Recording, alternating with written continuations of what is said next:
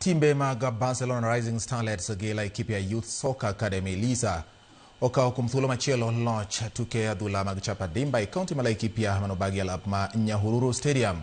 Barcelona Rising Starlets noloyo tim mar Nanyuki Starlets goal 1-0 kendo kawo loch e kidieny mar jotugo manyiri. Loch margi mar abich kaluwore. Tim mar LYSA machielo noloyo tim mar Il Polei Giants goal 6-5 kokalo picha choma tok tugo no rumo modhi mar 0-0.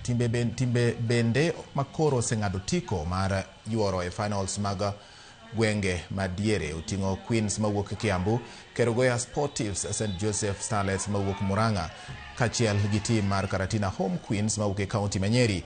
E kidieny mar yawuoyi timbe kaka LYSA Mas 4 mawuok Kiambu, Kiaga Secondary School mawuok Kirinyaga, CDM Emmanuel FC mawuok Murang'a gi Giakariru duto oseng'ado tiko mar finals mabiro tugi gi Kodirani.